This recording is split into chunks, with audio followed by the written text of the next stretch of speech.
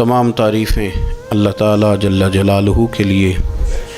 درود و سلام نبی اکرم نور مجسم شفیع معظم احمد مجتبیٰ جناب حضرت محمد مصطفیٰ اعلیٰ تحیت و ثنا کی ذات والا صفات کے لیے حمد و صلات کے بعد، عزیز دوستو، بزرگوں اور بھائیوں، انسان کبھی کبھی اس طرح کرتا ہے کہ وہ اپنے لب و لہجے سے، گفتگو سے، میل ملاپ سے لوگوں کو مطمئن تو کر لیتا ہے، لیکن اس کی قلبی واردات کیا ہے، اس کے اندر تقویٰ کتنا ہے، نیکی کتنی ہے، پرہیزگاری کتنی ہے، اس سے وہ آگاہ ہوتا ہے۔ وہ بہت ساری چیزوں کو لوگوں سے چھپا تو لیتا ہے، لیکن اپنے آپ سے نہیں چھپا پاتا، اپنے رب کریم سے نہیں چھپا پاتا۔ پھر یہ ہوتا ہے کہ وہ جھوٹی تسلیوں سے اور اپنے نفس کی جھوٹی دلیلوں سے اپنے آپ کو راضی کرتے کرتے اس مقام پہ پہنچ جاتا ہے کہ وہ ٹوٹ کے بکھرنے کے قریب آ جاتا ہے۔ اسلام ایمان کی، عقیدے کی، روحانیت کی بات کرتا ہے، اور یہ ساری چیزیں انسان کے دل کے ساتھ تعلق رکھتی ہیں۔ دنیا میں بہت سارے لوگ ایسے ہیں جو کسی وجہ سے اپنا دین ظاہر نہیں کر سکے، بتا نہیں سکے، لیکن ان کے اندر ایمان تھا، تو رب کریم قیامت کے دن انہیں ایمانداروں کے ساتھ ہی کھڑا کرے گا، حالانکہ وہ بتا نہیں سکے، سکھا نہیں سکے۔ اللہ تعالیٰ انہیں ایمانداروں کے ساتھ ہی کھڑا فرمائے گا۔ تو یاد رکھنے کی بات یہ ہے، سمجھنے کی بات یہ ہے کہ اپنی قلبی واردات پر، اپنے دل پر، اپنے باطن کی کیفیات پر نظر رکھی جائے، اور جتنی کمزوریاں اور کوتاہیاں ہیں ان سے اپنے آپ کو بچایا جائے، اور بہت ساری ایسی چیزیں جو نقصان کا باعث ہیں، ہم کہہ کے اپنے آپ کو مطمئن تو کر رہے ہیں لیکن ہمارے دل کو، روح کو نقصان دے رہی ہیں، ان سے بچا جائے۔ قرآن حکیم فرقان حمید نے ارشاد فرمایا، سورہ ملک کے اندر فرمایا، وَأَسِرُّوا قَوْلَكُمْ، تم کوئی بات چھپا کے کرو، اَوِجْهَرُوا بِهِ، یا اعلانیہ کرو۔ اگر سمجھنے کے لیے انسان کو کوئی چیز درکار ہو نا، تو میرا خیال ہے کہ یہ آیہ کریمہ کافی ہو جائے اس کے لیے۔ فرمایا وَأَسِرُّوا قَوْلَكُمْ، تم کوئی بات بڑی چھپا کے کرو، اَوِجْهَرُوا بِهِ، یا اعلانیہ کرو، یہ سمجھ لو، اس پر غور کر لو کہ اِنَّهُ عَلِيمٌ بِذَاتِ الصُّدُورِ، رب تو دلوں کے حال جاننے والا ہے۔ تم اعلانیہ کرو یا چھپا کے کرو، وہ تو جانتا ہے، علیم بذات الصدور، وہ تو دلوں کے حال جاننے والا ہے۔ تم بے شک اونچا کرو، بے شک آہستہ بولو۔ آیت نازل کب ہوئی؟ شان نزول بھی بڑا انوکھا ہے۔ مشرکین مکہ رسول کریم صلی اللہ علیہ وسلم کے بارے میں معاذ اللہ باتیں کرتے تھے، تو حضور اللہ کے دیے ہوئے علم سے انہیں جان لیا کرتے تھے۔ ایک دن وہ باتیں کر رہے تھے، تو باتیں کرتے کرتے نا مشرکین مکہ نے عجیب بات کر دی، نادان تھے نا، جانتے نہیں تھے، عجیب بات کر دی، کہنے لگے آہستہ بولو، کہیں محمد صلی اللہ علیہ وسلم کا رب سن نہ لے، آہستہ بولو، اونچی بات نہ کرو، کہیں مصطفیٰ کریم علیہ السلام کا خدا سن نہ لے۔ تو اللہ نے آیت نازل کر دی، فرمایا نادانو وَأَسِرُّوا قَوْلَكُمْ اَوِجْهَرُوا بِهِ، آہستہ بولو یا اونچا بولو۔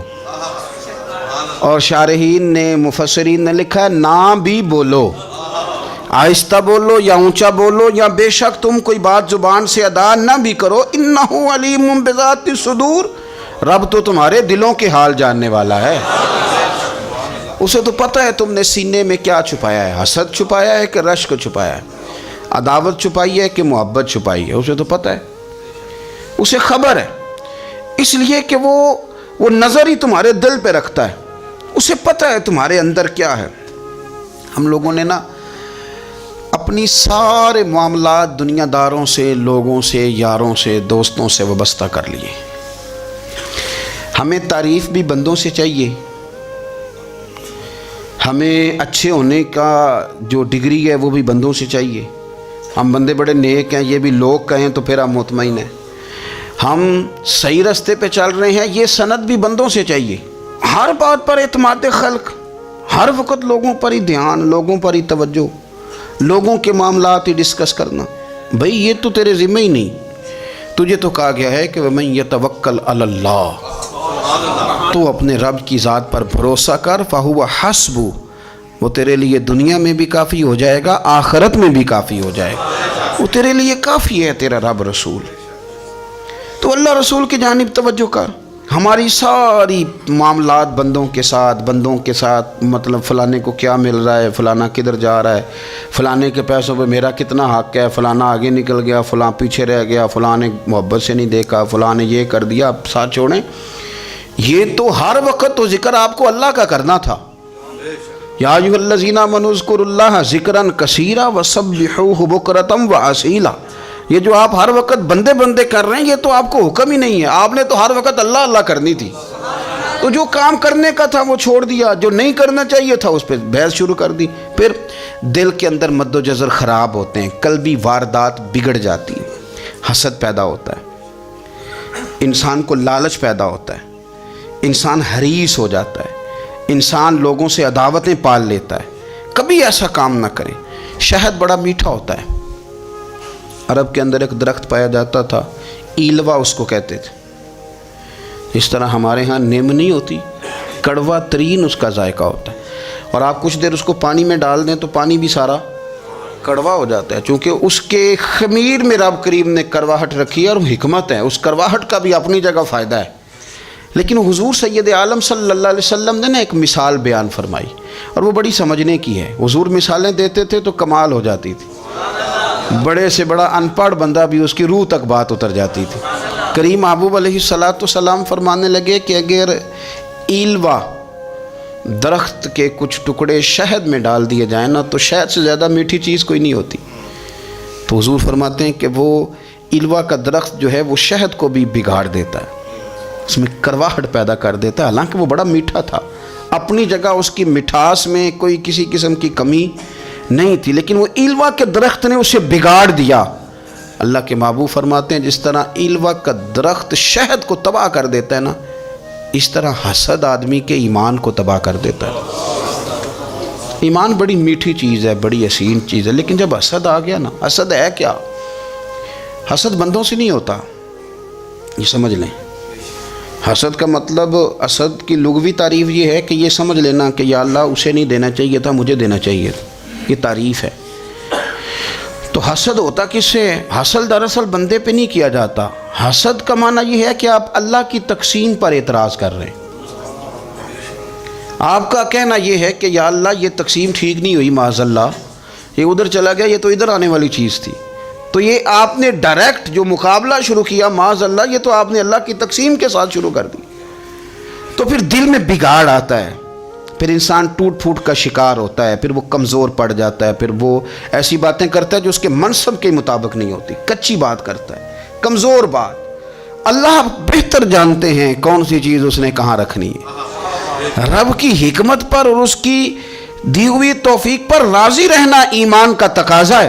لیکن ہمیں تو چاہیے تقسیم اپنی مرضی کی.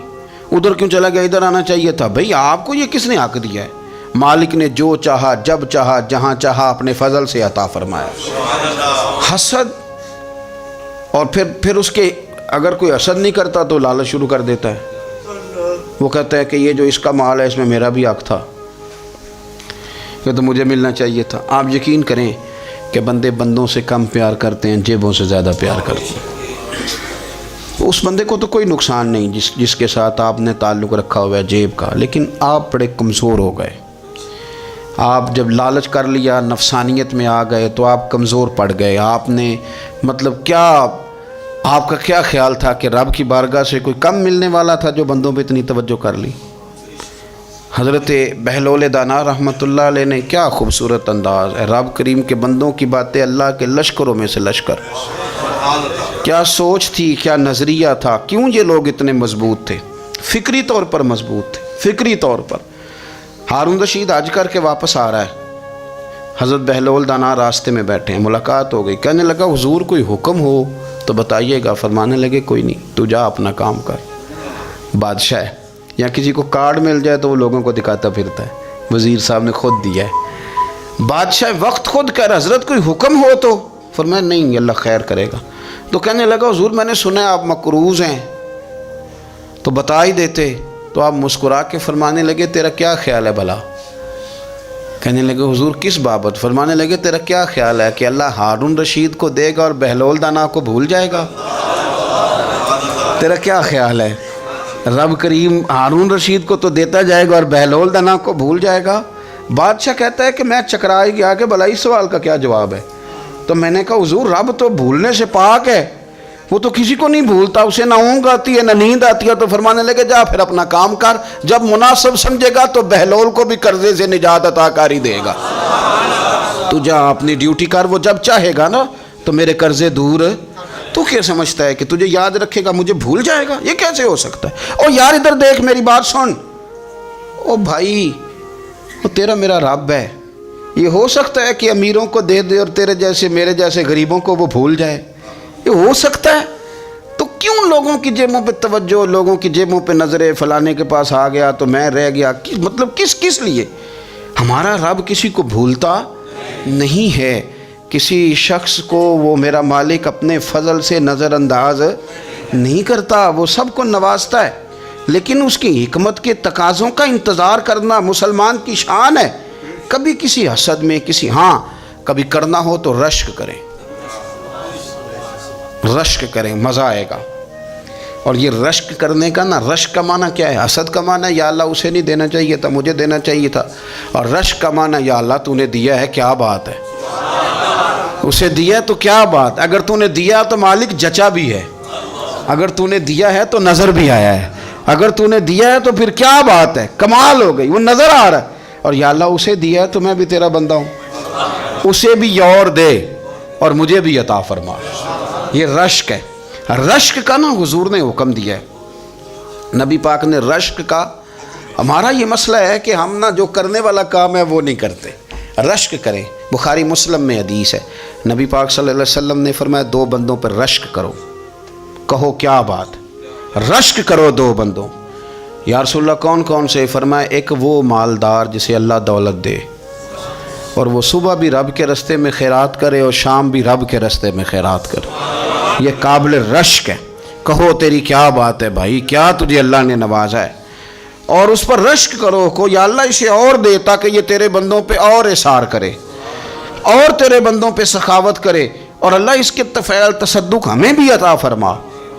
اور حضور فرماتے ہیں ایک مالدار پر جو صبح و شام سخاوت کرے، اور ایک اس عالم پر جسے اللہ قرآن کا علم دے، وہ صبح بھی لوگوں کو قرآن مجید کے ترجمے تفسیریں قرآن کے درس سکھائے اور شام بھی لوگوں کو قرآن مجید کے درس عطا فرمائے۔ اس پر رشک کرو، کہو کیا بات ہے یار تیری، تجھے اللہ نے کتنا نوازا۔ قابل رشک لوگوں پر رشک کرو، ان کی تعریف کرو، ان کے لیے اچھے کلمات ادا کرو۔ معاشرے میں حسد پرموٹ ہوا ہے، اگر کبھی رشک پرموٹ ہوتا نا تو عزتیں بڑھ جاتی، محبتیں بڑھ جاتی، خلوص میں اضافہ ہوتا، لوگ ایک دوسرے کے قریب آتے۔ ہم نے کسی فضیلت والے کی فضیلت کو تسلیم کرنے سے انکار کر دیا، ہم نے کسی بڑائی والے کی بڑائی کو تسلیم کرنے سے انکار کر دیا، ہم نے حسد کیا، ہم نے لالچ کیا، ہم حریص ہوئے۔ اس کا نقصان یہ ہوا کہ لوگ ایک دوسرے کے پاس رہتے ہوئے پاس نہیں رہتے، ایک دوسرے کے ساتھ وقت گزار رہے ہوتے ہیں لیکن ان کے بارے میں رویے ان کے سخت ہوتے ہیں، لب و لہجہ تلخ ہوتا ہے، جب وہ کسی کے بارے میں بے لاگ تبصرہ پوچھا جائے تو غلط باتیں کرتے۔ رشک کریں، دیکھیں نا حضرت ابو بکر صدیق رضی اللہ، حضرت عمر فاروق رضی اللہ، ساری زندگی دوڑ لگی رہی۔ حضرت عمر کہتے ہیں میں نے ساری زندگی دوڑ لگائی ہے کہ ابو بکر سے آگے گزر جائے، لیکن یہ دوڑ حسد والی نہیں، یہ رشک والی۔ فرماتے میرا دل کرتا تھا کہ میں نیکیوں میں ابو بکر سے آگے گزر جاؤں، حضور کے عشق میں ابو بکر سے آگے گزر جاؤں، نبی پاک علیہ السلام کی اولاد کی محبت میں ابو بکر سے آگے گزر جاؤں، میں نا خیر کے کاموں میں آگے گزروں۔ کہتے میرا ساری زندگی رشک کا رشتہ رہا، یہ رشتہ شاندار ہے، اس پر عمل کریں، اس پر توجہ کریں، بجائے اس کے کہ یہ کہنا کہ استاد جی کا فلانے سے زیادہ پیار ہے، پیار کی وجوہات تلاش کر۔ مرشد فلانے پہ نظر رکھتے ہیں تو میرے بھائی وہ نوٹوں کی وجہ سے نظر نہیں رکھتے، تو وجہ تو تلاش کرنا، وجہ کیا ہے؟ تو اپنے آپ کو اس طرح کا بنا، تو اس طرح کی کیفیات پیدا کر اپنے اندر۔ ہم کیا کرتے ہیں کہ رشک کرنے کی بجائے حسد کرتے ہیں۔ حسد نہیں کریں، اپنے آپ کو سنواریں، وہ رشک کی وجہ سے آپ سنوار سکتے ہیں۔ نبی پاک علیہ السلام کی پیاری زوجہ ام المومنین سیدہ عائشہ صدیقہ، بڑی شان ہے اس خاتون کی، بڑی عظمت ہے ان راہوں کے صدقے جن رستوں سے سیدہ پاک کی سواریاں گزرا کرتی ہیں۔ کیا درجہ اللہ نے دیا ہے سیدہ عائشہ صدیقہ کو، کہتی ہیں حضور کا وصال میری گود میں ہوا ہے۔ اور مولا علی شیر خدا فرماتے ہیں میں نے حضور کو سب سے زیادہ عائشہ صدیقہ سے پیار کرتے ہوئے دیکھا، اور عائشہ صدیقہ رضی اللہ تعالیٰ عنہ فرماتی ہیں میں نے حضور کو سب سے زیادہ فاطمہ الزہرا سے پیار کرتے دیکھا۔ یہ الگ ماحول ہے ان کا آپس میں۔ تو حضرت عائشہ صدیقہ اتنا بڑا مقام، لیکن وہ فرماتی ہیں میں نے ساری زندگی سیدہ خدیجۃ الکبریٰ پر رشک کیا۔ میں نے کہا کیا بات تھی اس خاتون کی جو وصال کر گئیں، لیکن شاید کو دن خالی جاتا ہو کہ مدینے والے ان کی وفاؤں کا ذکر نہ کرتے، شاید کوئی خالی دن جاتا ہو۔ کہتی ہے میں نے اتنا قابل رشک ماحول نہیں دیکھا۔ ایک دن حضور گھر میں گوشت لائے اور مجھ سے فرمایا عائشہ گوشت پکاؤ، تو میں اسے صاف کرنے لگی تو حضور فرمانے لگے شوربہ ذرا زیادہ کرنا۔ تو میں نے عرض کی حضور کیا کچھ مہمان آئیں گے گھر میں؟ تو فرمایا نہیں عائشہ، مدینہ منورہ میں نا مجھے پتہ چلا ہے خدیجۃ الکبریٰ کی کچھ سہیلیاں آئی ہیں، تو شوربہ بنا، میں انہیں پہنچاؤں گا، خدیجہ کی سہیلیوں کو شوربہ زیادہ پکا ذرا۔ تو حضرت عائشہ صدیقہ کہتی ہے میں نے بڑے نرم لب و لہجے میں بڑی بنا سوار کے مسجع مکفہ چن کے جملے بات کی۔ میں نے عرض کی حضور سنا ہے وہ آپ سے 15 سال عمر میں بڑی تھیں، نکاح بھی پہلے ہو چکا تھا، اور بتاتے ہیں لوگ کہ بظاہر کوئی حسن و جمال بھی اس ماحول کا نہیں تھا۔ حضور اللہ نے آپ کو جوان اور خوبصورت بیویاں دی ہیں، پر میں جب بھی سنتی ہوں جناب خدیجہ کا ذکر ہی سنتی ہوں۔ میں نے رشک کے انداز میں کہا، کہتی میں بات کیا کہ خاموش ہو گئی، اور جب میں نے نظر اٹھا کے دیکھا تو حضور کی آنکھوں میں آنسو۔ نبی پاک صلی اللہ علیہ وسلم کا یہ انداز دیکھا تو میں نے کہا حضور میں رب رسول کی بارگاہ میں توبہ کرتی ہوں، اب تو رو دیے۔ تو حضور فرمانے لگے عائشہ یہاں جو بھی آیا ہے نا وہ سکھوں اور آسانیوں کے دنوں میں آیا ہے، اور خدیجہ میری ان دنوں کی ساتھی تھی جو میرے تکلیف کے دن تھے، میری آزمائشوں کی، میری پریشانیوں کی میری ساتھی تھی۔ جب لوگ مجھے تکلیف دیتے تھے میں گھر جاتا تھا تو مجھے کہتی تھی حضور آپ تو صلہ رحمی کرتے ہیں، غریبوں کا بوجھ اٹھاتے ہیں، آپ تو لوگوں کے ساتھ محبت سے پیش آتے ہیں، حضور آپ پریشان نہ ہو، آپ کا رب آپ کو ہمیشہ عزتیں ہی عطا فرمائے گا۔ فرمایا وہ میری تکلیفوں کی اسے کیسے؟ میرے بھائی رشک کیا لوگوں نے ایک دوسرے پر، حسد نہیں کیا۔ ہم تو نا جی اپنی مرضی کے فیصلے کرتے کرتے پیچھے رہ گئے۔ ہم نے لوگوں کو پیچھے کرنے کا سوچا تھا لیکن ہم سب سے پیچھے رہ گئے۔ ہم نے سیاست اور سازش کی تھی کہ کچھ لوگوں کے دلوں پہ پیر رکھ کے میں اپنا قد اونچا کروں گا، کچھ کے سینوں پہ پیر رکھ کے، لیکن ایسا نہیں ہوتا، یہ ہوتا نہیں۔ آپ کسی کی جگہ نہیں لے سکتے، اس لیے کہ رب نے سب کی جگہ اپنی اپنی بنائی ہوئی، سب کی جگہ۔ ہاں ایسا ضرور ہوتا ہے کہ کئی دفعہ نا ہم اپنے مقام کو گرا لیتے ہیں۔ وہ کسی نے کہا تھا کہ ایسا نہیں کہ تیری جگہ کوئی اور آ گیا، لیکن تیرا مقام بھی اب تیرا نہیں رہا۔ ہوتا یہ ہے کہ ہم نہ گرا لیتے ہیں اپنے آپ کو۔ اگر ہم رشک کا ماحول پیدا کریں، رشک کا، اور ہم کہیں کہ کیا بات ہے میں بھی سفر کروں گا، اس جانب جاؤں گا، بجائے یہ کہنا کہ فلاں آدمی بڑا آگے نکل گیا ہے، یہ کر کے نکل گیا ہے، وہ کر کے نکل گیا ہے، یہ کہنا کہ یار میں بھی رب کریم کی اس مدد کو تلاش کرتا ہوں جس کی برکت سے اللہ نے اس پر فضل فرمایا ہے۔ امام غزالی فرماتے ہیں 3 لوگوں میں حسد زیادہ ہوتا ہے، بغض زیادہ پیدا کر لیتے ہیں۔ اب چونکہ مضمون ہے تو ساری بات کھول کے ہی کرنی پڑے گی نا۔ فرماتے ہیں 3 لوگوں میں حسد، بڑے عہدے والوں میں حسد زیادہ ہوتا ہے۔ یعنی صوبائی وزیر کہتا ہے کہ حق میرا ویسے وفاقی وزیر کا تھا، اور وفاقی وزیر کہتا ہے کہ جتنا میرا تجربہ ہے نا مجھے بنایا وزیر اعظم ہی جاتا تو بات ٹھیک تھی۔ حسد زیادہ، بڑے عہدے والوں میں حسد، اور امام غزالی فرماتے ہیں مالداروں میں حسد زیادہ ہوتا ہے۔ غریب نے غریب سے کیا جلنا ہے؟ جلنے کو شے ہی کوئی نہیں، کس سے جلیں گے؟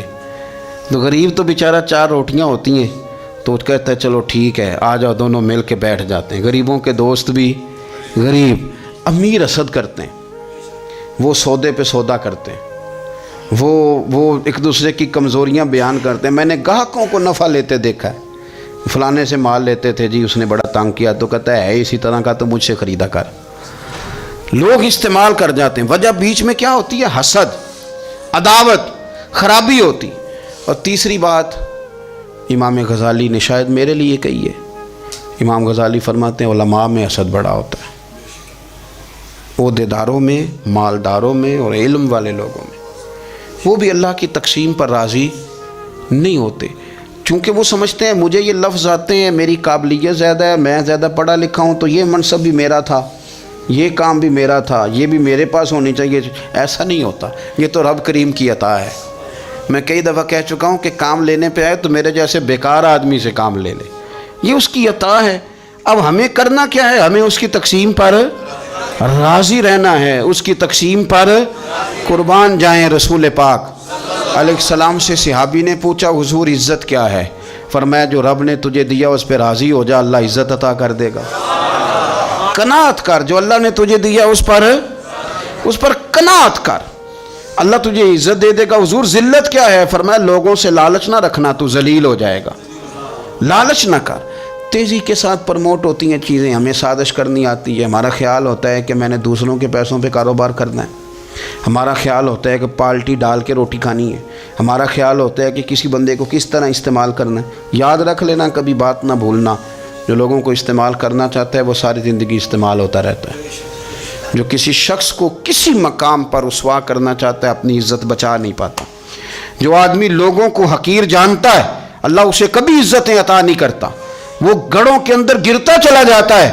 یاد رکھیں جو عزتیں دینی شروع کر دے رب اسے باعزت بنا دیتا ہے، جو پیار کرنا شروع کر دے معاشرے میں لوگ اس سے پیار کرنے لگ جاتے۔ جو کسی دیکھیں اگر ہم وہاں سے مانگے جہاں سے سب کو ملتا ہے تو پھر بندوں پر اتنی نظر رکھنے کی ضرورت باقی رہتی نہیں ہے۔ ادھر دیکھیں رشک کریں گے تو لالچ سے بھی بچیں گے، حسد سے بھی بچیں گے۔ بخاری مسلم میں حدیث ہے، حضرت ابو ہریرہ رضی اللہ تعالیٰ عنہ کہتے ہیں ہم حضور کی بارگاہ میں حاضر تھے تو کچھ غریب لوگ حاضر ہوئے، غربا۔ انہوں نے عرض کی یا رسول اللہ صلی اللہ علیہ وسلم ایک گزارش کرنے آئے۔ حضور نے فرمایا کہو۔ کہ یا رسول اللہ امیر تو ہم سے آگے نکل گئے۔ حضور نے فرمایا کس بات میں؟ عرض کی حضور نمازوں میں نہیں ہم گزرنے دیتے، اتنے نفل وہ پڑھتے ہیں اتنے ہم بھی پڑھ لیں گے۔ صحیح بتانا صحیح، آج کل یہ نمازوں کا مقابلہ بھی ہے کہ نفل میں نے زیادہ پڑھنے، عبادت میں نے۔ ہمارے اصحاب رحمۃ اللہ علیہ فرمایا کرتے تھے آستانوں پہ گدی نشینوں کا تو رولا ہوتا ہے، اللہ اللہ کرنے کا رولا نہیں ہوتا۔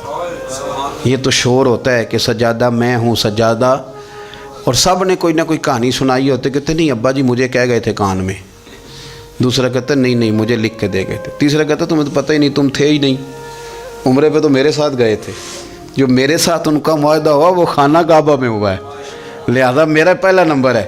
سب کے پاس کوئی نہ کوئی معاملہ ہوتا ہے، یہ سارے کام کوئی ضروری نہیں۔ ضروری کیا ہے کہ وہ جو کہتے تھے کرو، جس نے سب سے زیادہ کر کے دکھایا ہے وہ زیادہ جانشین ہے، وہ زیادہ جانشین ہے جس نے زیادہ کر کے دکھایا ہے۔ معاملہ تو یہ ہے کہ اس رستے پہ کس نے چلنا ہے۔ لوگ تو سجادہ نشینی سے بھاگا کرتے تھے، بھاگتے تھے۔ حضرت ابو بکر صدیق رضی اللہ تعالیٰ عنہ کا وصال ظاہری ہوا تو حضرت عمر خلیفہ بنے، تیسرا دن تک خلیفہ بنے ہوئے، 2-3 چھوٹی بچیاں آ گئیں، چاچا جان آپ خلیفہ بنے؟ فرمایا ہاں۔ چلو پھر عصر کے بعد ابو بکر ہمارے گھر جاتے تھے۔ فرمایا پتر تمہارے گھر کیا ہے؟ کہنے لگی ہم یتیم ہیں، ہمارا بھائی کوئی نہیں۔ ابو بکر روز عصر کے بعد آتے تھے، ہماری بکریوں کا دودھ دھو کے ہمیں دے جاتے تھے، کچھ بیچ کے گزارا کر لیتی تھیں، کچھ پی لیتی تھیں۔ چچا 3 دن ہو گئے، میری اماں بھی روتی ہے، بہنیں بھی روتی ہیں، آپ چلیں گے؟ تو جناب سیدنا عمر فاروق کہتے ہیں میں نے دستار سر پہ رکھی اور پٹکا میں نے اپنے کندھے پہ رکھا، بیٹیاں آگے میں پیچھے روتے جا رہے ہیں۔ ایک صحابی نے پوچھا عمر کیوں رو رہے ہو؟ کہنے لگے یار یہ ابو بکر کتنا مشکل رستہ دے کے گیا، کتنا مشکل رستہ ہے اس کے طریقے پہ چلنا۔ یہ لوگ تو سجادہ نشینی اتنا کٹھن کام تھا، لوگ بھاگا کرتے تھے۔ شوق آ گیا، اب रसूल करीम अलैहिस्सलाम के हुजूर नाज हाजिर हो के अर्ज़ की, हुजूर अमीर आगे गुजर गए, नमाज़ों में नहीं हम गुजरने देते, हम उनसे ज़्यादा पढ़ेंगे, नफलों में नहीं गुजरने देते, ज़्यादा पढ़ेंगे। या रसूल अल्लाह सल्लल्लाहु ताला अलैहि वसल्लम, हम उन्हें ना तिलावत कुरान पाक में नहीं आगे गुजरने देंगे, वो हम ज़्यादा पढ़ेंगे। लेकिन हुजूर वो मालदार हैं, ग़ुलाम आज़ाद करते हैं, सदक़ात करते हैं, खैरा, उसका हम क्या करें? हज़रत सैयदना अबू हुरैरा फरमाते हैं कि जवाब तो हुजूर ने बाद में देना था, पर जब उनका सवाल ख़त्म हुआ तो मैंने हुजूर का चेहरा नूर देखा, तो रसूल पाक का चेहरा खुशी से खिलता हुआ मुझे नज़र आया। गोया ये जो रश्क है ना कि नेकी में आगे गुजरना, ये हुजूर को इतना पसंद आया कि उनके सवाल से हुजूर बड़े राज़ी हुए।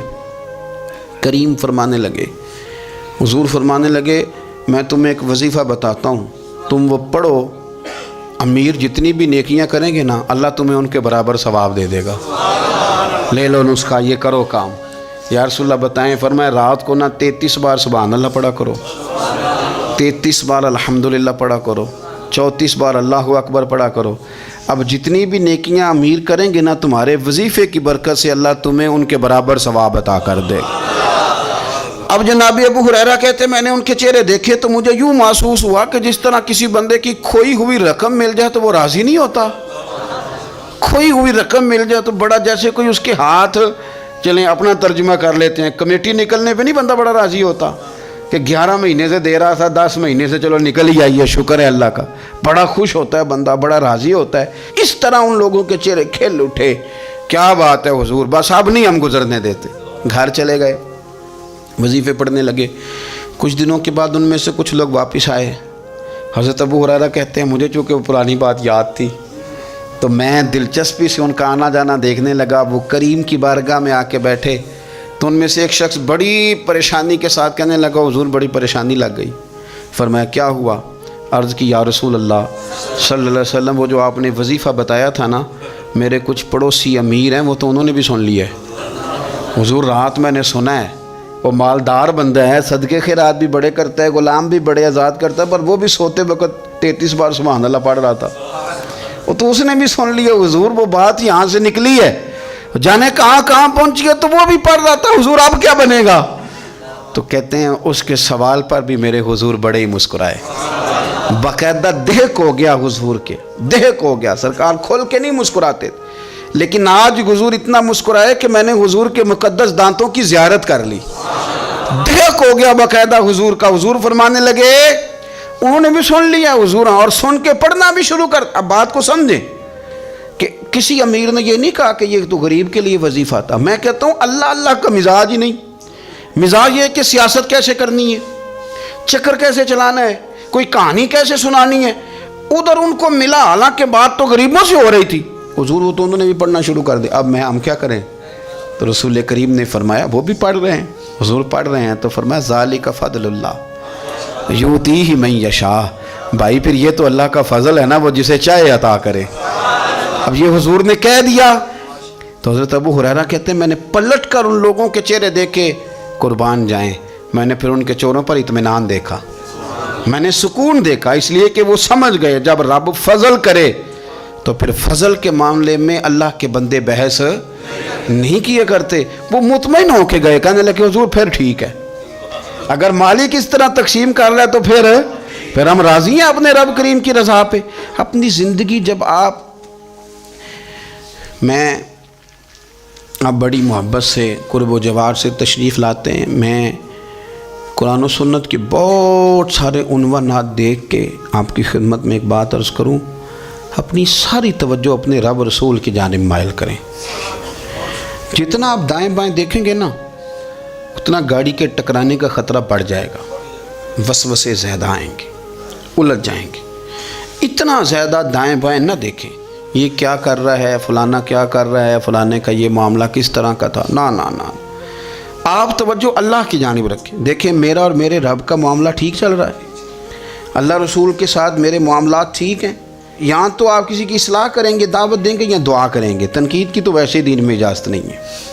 आपने यहाँ किसी की इस्लाह करनी और वो दर्द के साथ करनी, और यहाँ किसी के लिए दुआ करनी है कि या अल्लाह इस बंदे पे रहम फरमा, इसे बदल दे। तनकीद की और तंज़ की तो इजाज़त اپنا معاملہ رب کریم کے ساتھ، ہماری سوچیں کس طرح کی ہیں، ہمارے اندر ماحول کس طرح کا ہے، وہ چونکہ دلوں کے حال جانتا ہے. اور نبی پاک صلی اللہ علیہ وسلم نے فرمایا نہ تمہاری جیبیں دیکھتا ہے نہ تمہارے چہرے دیکھتا ہے، وہ تو جب دیکھتا ہے تمہارا دل دیکھتا ہے.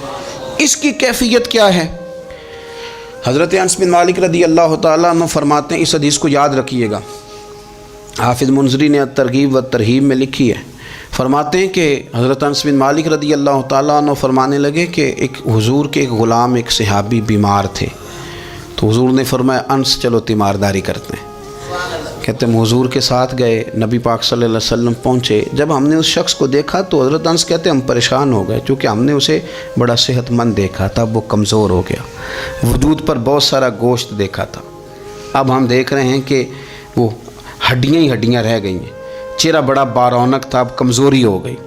رسول کریم تشریف لے گئے اور حضور اس کی چارپائی کے سرہانے بیٹھے. اور جب حضور نے اپنا دست مبارک اس کے بالوں میں رکھا اور نبی پاک نے دست شفقت پھیرا تو کہتے ہیں اس شخص نے آنکھیں کھولی اور حضور کا چہرہ دیکھا تو اس کی خوشی کی کوئی انتہا نہ رہی. بڑا راضی ہوا، بڑا راضی. اور حضور نے اس کے لیے دعا کی، اس دعا پر بھی اسے بڑا اطمینان قلبی نصیب ہوا.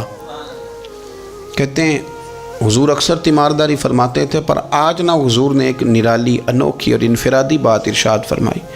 حضور نے فرمایا تو بڑا صحت مند تھا، کمزور ہو گیا، بڑا طاقتور تھا تو ضعیف ہو گیا، ایک سوال کا جواب تو دے.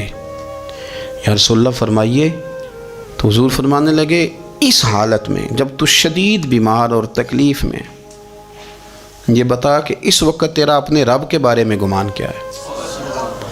حضرت انس کہتے ہیں پہلے حضور بیماروں سے یہ سوال نہیں پوچھتے تھے، آج پوچھا، کیونکہ صحت میں لوگوں کی زبان پہ شکر ہوتا ہے اور بیماری میں شکوے ہوتے ہیں، معاذ اللہ.